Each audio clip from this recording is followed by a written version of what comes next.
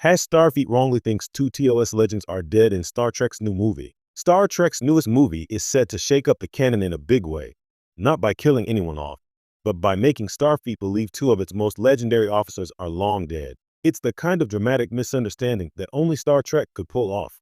A story built on legacy, mystery, and the galaxy's ever-shifting timeline. But for fans of the original series, the idea that Starfleet could misplace two of its greatest icons is both shocking and thrilling, and it makes perfect sense. The next big screen Star Trek adventure is diving into an era of fractured records, lost history, and forgotten heroes, a natural consequence of time travel, classified missions, and interstellar politics. But which two TOS legends are Starfleet mourning prematurely?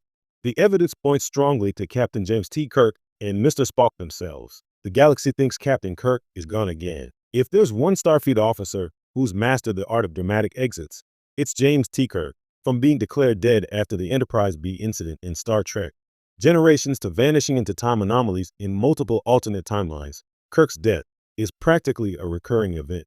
In the new movie, however, the twist isn't that Kirk dies again.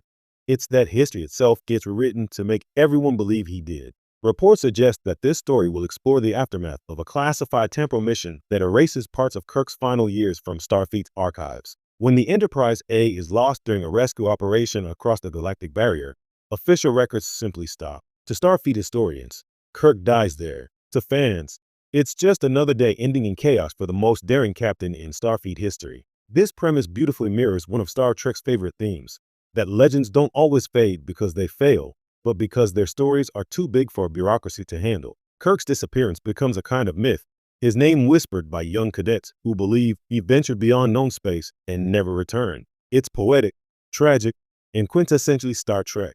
Mr. Spock, lost between realities. If Kirk's fate is a bureaucratic error, Spock's is a cosmic one. The movie reportedly revisits the fallout from Star Trek 2009, where the elder Spock, portrayed by Leonard Nimoy, crossed into the Kelvin timeline. After his death in that universe, Starfleet Prime is left without confirmation of what happened to him.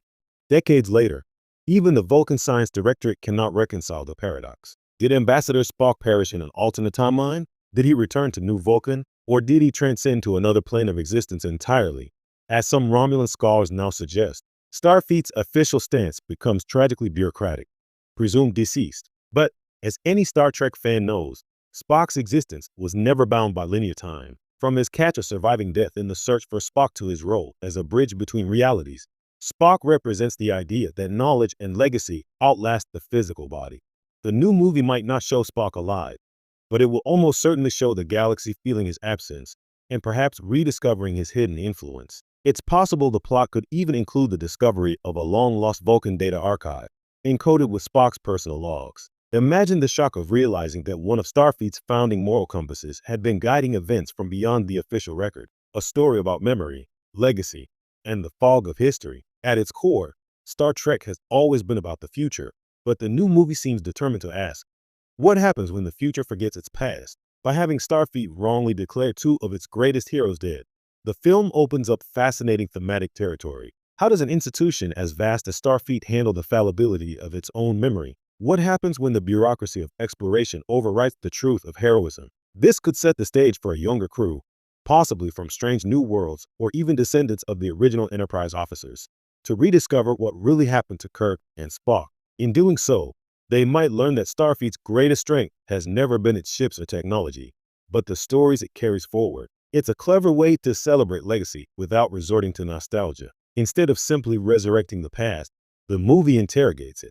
It asks whether history can ever capture the full scope of individuals who changed the galaxy, and whether the truth even matters, so long as the ideals survive.